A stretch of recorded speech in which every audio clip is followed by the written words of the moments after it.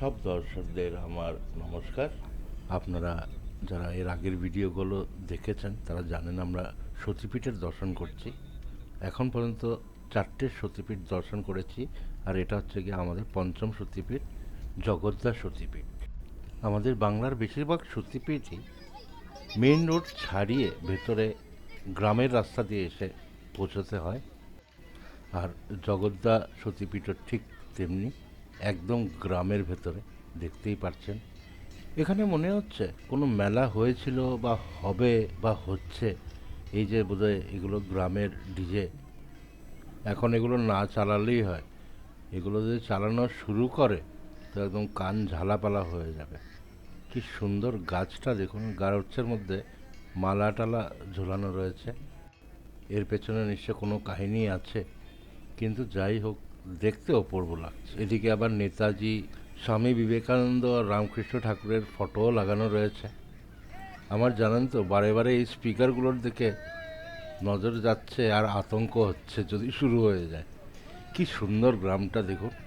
এইগুলো ছবিতে দেখেছি, বই টইয়ে দেখেছি, নিজের চোখেই প্রথম সেরেছে।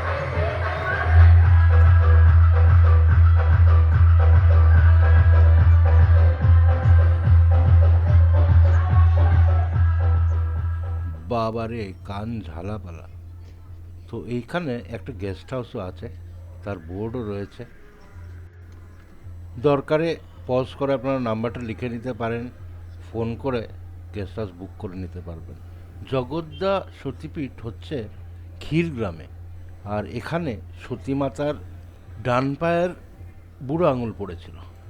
এই মন্দিরেও কিন্তু দুপুরবেলা বন্ধ থাকে, কিন্তু প্রচুর জায়গা আছে। গরমের দিনে এলেও বসার বা একটু রেস্ট করার জন্য প্রচুর জায়গা রয়েছে এখানে। তাছাড়া পুকুর রয়েছে, কেউ যদি চান টান করতে চায় তাও সেরে নিতে পারবে এখানে।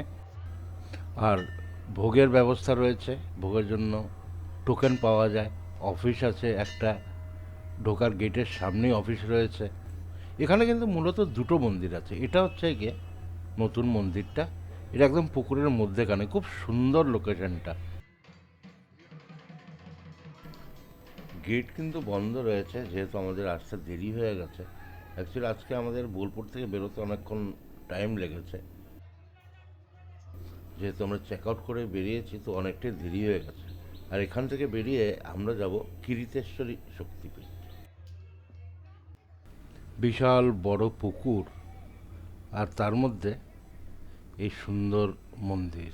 দেখুন কি সুন্দর কারুকার্য করা, পুরোই গ্রানাইট স্টোনে বানানো মনে হচ্ছে।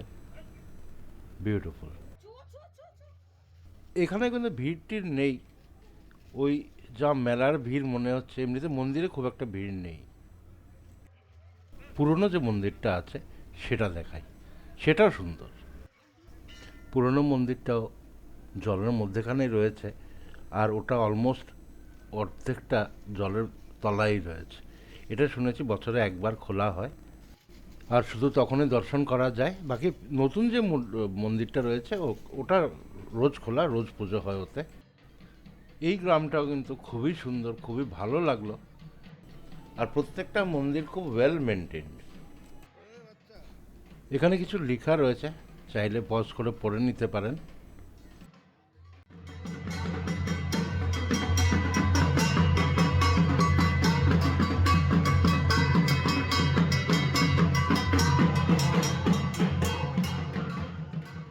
এখানে আসার জন্য আপনারা বর্ধমান এবং কাটোয়া দু জায়গার থেকেই পেয়ে যাবেন বাস ক্ষীরগ্রামের জন্য। আর যদি রেলে আসেন তাহলে এখানে সবচেয়ে নিয়ারেস্ট রেলওয়ে স্টেশন হচ্ছে গিয়ে Kaichar railway station. Kaichar railway station থেকে এই মন্দিরের দূরত্ব হচ্ছে 4 কিলোমিটার। অটো পেয়ে যাবেন, টোটো পেয়ে যাবেন।